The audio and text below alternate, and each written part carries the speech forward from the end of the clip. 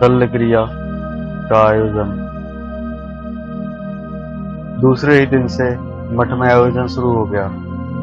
चैतन्य प्रज्ञ की शल्य क्रिया के लिए उस रहस्यमय गुप्त मठ में एक ऐसा कक्ष था जिसके भीतर अंधकार ही अंधकार भरा था। प्रकाश की एक पतली सी रेखा भी नहीं। सर्वप्रथम चैतन्य प्रज्ञ के ललाट पर अनेक प्रकार की वनौषधियां और जड़ी बूटियों का लेप लगाकर उसी अंधकार में डूबे कक्ष में बंद कर दिया गया। दूसरे दिन प्रातः काल कक्ष का कपाट खोला गया। उस समय लामा योगी के साथ 3 और लामा वहां उपस्थित थे, जो उस आयोजन में सम्मिलित होने के लिए किसी अन्य गुप्त मठ से आए थे।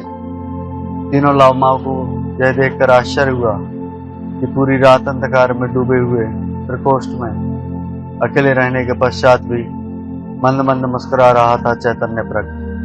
उन दोनों आगंतुक लामाओं के सामने लामा योगी ने चैतन्य प्रज्ञ को संबोधित करते हुए सर्वप्रथम शल्य क्रिया की प्रक्रिया समझाई। फिर कहना शुरू किया, इस शल्य क्रिया से तुमको असहनीय शारीरिक कष्ट होगा, असहनीय वेदना होगी और होगी असहाय शारीरिक यंत्रणा भी। किंतु तुमको इस बात का पूर्ण विश्वास होना चाहिए कि तुमको जो कष्ट, वेदना और यंत्रणा प्राप्त होगी वे सब मिलकर तुम्हारे लिए परम सिद्धि का मार्ग प्रशस्त करेगी, इसमें संदेह नहीं। यह तुम्हारी कठिन से कठिन परीक्षा है। अब तुमको इस परम सत्य को स्वीकार कर लेना चाहिए कि तुम्हारा यह पार्थिव शरीर तुम नहीं हो। इसलिए समस्त कष्टों, समस्त वेदनाओं और समस्त यंत्रणाओं का प्रभाव अपने मन और अपनी आत्मा पर पड़ने नहीं दोगे और पूर्ण मनोबल और पूर्ण आत्मबल से सब कुछ सहन कर लोगे तुम। चैतन्य प्रज्ञ पूर्ववत मुस्कुराते हुए सब कुछ सुनता रहा। उसे तो साधना की चरम सीमा पर पहुंचना था, परम दुर्लभ सिद्धियों को प्राप्त करना था और होना था परम ज्ञान को उपलब्ध। इसलिए वह उत्साहित था और प्रसन्न था। सभी प्रकार के कष्टों और सभी प्रकार की यंत्रणाओं को सहने के लिए बिल्कुल तैयार था वह। अपने गुरु के शब्द से उसे और बल प्राप्त हुआ। सिर झुकाकर स्वीकृति की सूचना दी उसने।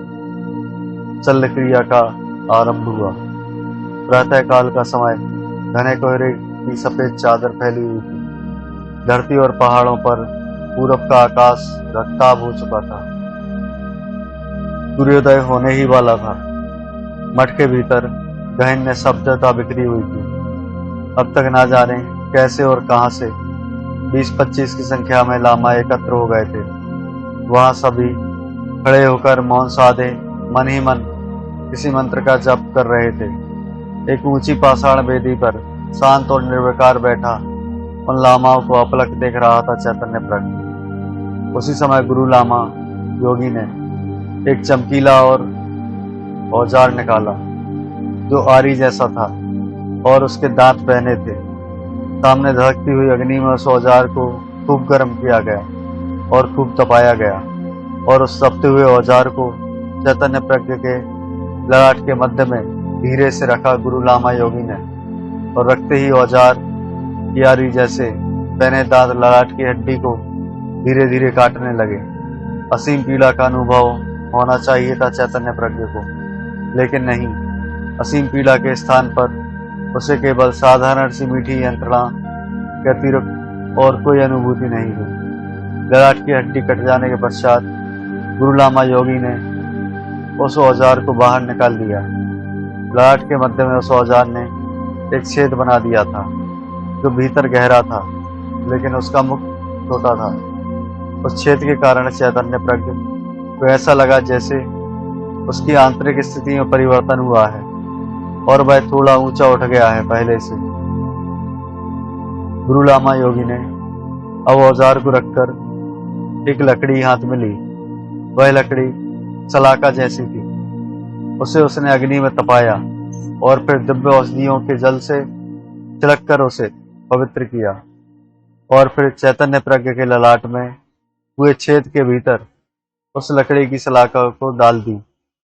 ज्यों ही उस सलाका का स्पर्श कपाल प्रदेश के एक विशेष आंतरिक भाग से हुआ, उसी क्षण चैतन्य प्रज्ञ ने अपने नेत्रों में एक अन्य वर्चनीय दिव्य प्रकाश का और साथ ही अपनी नासिका में एक दिव्य सुगंध का अनुभव किया, और उन दोनों अनुभवों के परिणाम स्वरूप चैतन्य प्रज्ञ को लगा कि बाह्य जगत में अब तक जो कुछ देख रहा था वह सब अब एक नए रूप में परिवर्तित हो गए हैं। कहने की आवश्यकता नहीं, उस परिवर्तन का प्रतिफल और प्रभाव चैतन्य प्रज्ञ के गंभीर मुखमंडल पर भी पड़ा था।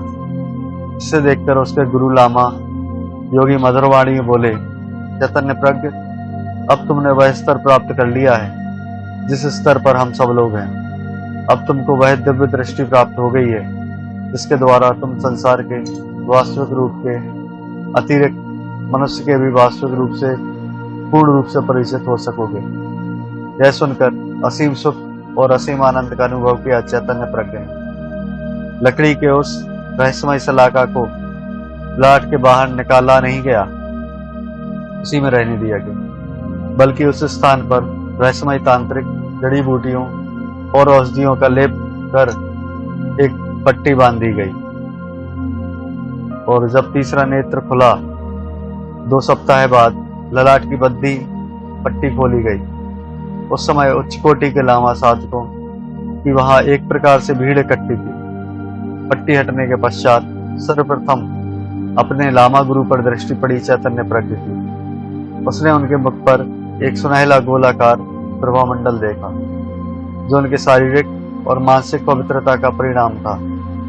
अब तक काफी दुर्बल हो गया था चैतन्य प्रज्ञ, लेकिन उसकी बुद्धि तेज हो गई थी, इच्छा शक्ति दुर्बल हो गई और बढ़ गया था आत्मबल। अपने तीसरे नेत्र से किसी भी व्यक्ति के अंतःकरण को देखने समझने की योग्यता उसे उपलब्ध हो गई थी। धीरे धीरे रंगों व आभासों के व्यक्ति के विचारों, भावनाओं, इच्छाओं को तत्काल समझ लेता था।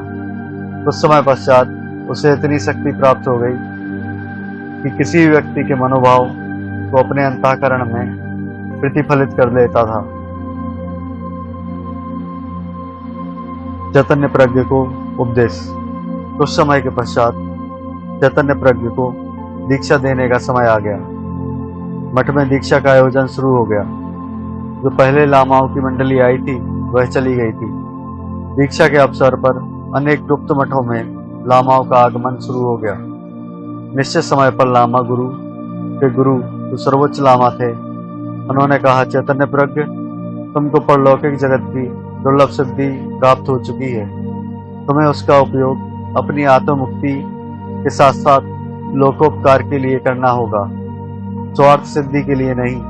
तुमको जो दिव्य दृष्टि उपलब्ध हुई है उसके द्वारा तुम जो कुछ जान समझ सकोगे और जो कुछ देख सुन सकोगे उसको प्रकट करने से यदि किसी की हानि होती प्रतीत हो तो उसे कभी भी प्रकट मत करना।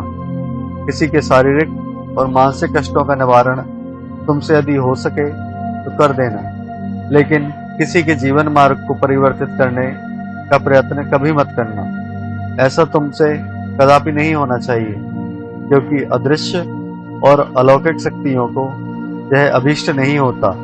वे नहीं चाहती कि कोई शक्ति संपन्न किसी की नियति को परिवर्तित करने की चेष्टा करे। फिर थोड़ा रुककर उस सर्वोच्च लामा ने कहना शुरू किया, तुम्हारे पूर्व जन्मों के सारे वृत्तांत मुझे ज्ञात हैं। तुमको तो पहले से ही दिव्य दृष्टि प्राप्त है, किंतु तीसरा नेत्र प्राप्त कर लेने के पश्चात तुम्हारी शक्ति में आशातीत वृद्धि हुई है। फिर भी तुमको जीवन में अनेक प्रकार की कठोर परिस्थितियों का सामना करना पड़ेगा। मैं जानता हूं कि तुम्हारा जीवन मार्ग सुगम ना होगा, लेकिन अपने महान कार्य में सफलता अवश्य प्राप्त होगी, इसमें संदेह नहीं। मृत्यु का साक्षात्कार। थोड़ा मौन रहकर सर्वोच्च लामा ने गंभीर स्वर में कहा, चैतन्य प्रज्ञ, अब वह समय आ गया है जब तुम मृत्यु का साक्षात्कार करोगे। यह बात समझ में नहीं आई चैतन्य प्रज्ञ को। वह बोला, कैसे? सर्वोच्च लामा ने कहा, शीघ्र ही एक आत्मा पार्थिव शरीर का त्याग करने वाली है। शरीर त्याग की इस क्रिया को देखना और समझना ही मृत्यु से साक्षात्कार करना है। जिस लामा को अपना शरीर छोड़ना था वह सुदूर एक मठ में रहते थे। चैतन्य प्रज्ञ को लामा योगी अपने साथ उस मठ में ले गए। मरणासन्न लामा पद्मासन की मुद्रा में पाषाण वेदी पर बैठे थे। चैतन्य प्रज्ञ ने देखा कि उस मरणासन्न लामा के शरीर की सुनहली आभा धुंधली हो गई है। उनके सामने पूरी रात बैठा रहा चैतन्य प्रज्ञ, लेकिन आत्मा ने शरीर का त्याग नहीं किया। किंतु प्रातःकाल होते ही उनके शरीर की जो शेष बची हुई स्वर्ण भा थी वह अचानक गायब हो गई और कपाल प्रदेश से एक अंडाकार स्वर्ण वर्ण का प्रकाश पुंज निकलता हुआ दिखलाई दिया। चैतन्य प्रज्ञ को वह प्रकाश पुंज धीरे धीरे चलकर आकाश में विलीन हो गया। तिब्बत में अंतिम संस्कार। तिब्बत में सामान्य जन का मेरा शरीर कुछ दिनों तक घर में रखकर बाद में जीव जंतुओं के आहार के लिए किसी निर्जन स्थान पर रख दिया जाता है। लेकिन योगियों और सिद्ध पुरुषों के मृत काया के साथ ऐसा व्यवहार नहीं होता। वह काया अत्यंत पवित्र मानी जाती है और उसे दीर्घकाल तक सुरक्षित रखने की व्यवस्था की जाती है। इसी नियम के अनुसार पद्मासन से बैठे उस लामा की मृत काया को एक गहरे भूतल में बने कक्ष में पहुंचाया गया। वह कक्ष भूमि से लगभग 40 फुट नीचे था और था अत्यंत रहस्यमय। कक्ष की दीवारों पर चारों ओर सैकड़ों दीपाधार बने हुए थे, जिन पर घी के दीपक प्रज्वलित थे, जिनके सम्मिलित प्रकाश से पूरा कक्ष उद्भासित था। वातावरण में गहरी नीरवता बिखरी हुई थी। वैसे सबके साथ सैकड़ों लामा वहां गए हुए थे, लेकिन बाद में केवल 3 को छोड़कर सभी वापस लौट गए। वे 3 लामा सबको सुरक्षित रखने की क्रिया को जानते थे। उनके साथ चैतन्य प्रज्ञ वहां ठहर गया। मृत लामा के शरीर के भीतरी भाग को निकालकर एक बड़े से घड़े में रखा गया और फिर एक विशेष विधि से उस घड़े के मुंह को बंद कर दिया गया। उसके पश्चात उसकी त्वचा को अच्छी तरह धोकर पोंछकर उसमें जड़ी बूटियों से बना एक तरह पदार्थ भर दिया गया, जो देखते ही देखते गाढ़ा होकर जम गया, जिसके फलस्वरूप शरीर का बाहरी रूप ठीक वैसा ही हो गया जैसा जीवन काल में था। इसके पश्चात त्वचा के ऊपर भी एक लेप लगाया गया। लेप थोड़ी देर बाद गाढ़ा होकर जम गया। मृत काया को पूरी रात सूखने के लिए छोड़ दिया गया। दूसरे दिन उसे एक ऐसे कक्ष में रख दिया गया जो काफी गर्म था। मृत काया को चारों ओर से वनौषधि और वनस्पतियों से ढक दिया गया। पूरे 12 दिनों तक मृत काया उस कक्ष में पकती रही।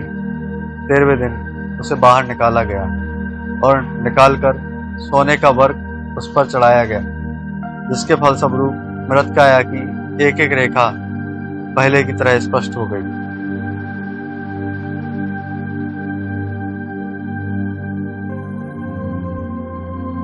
आगे की कहानी शेष भाग में।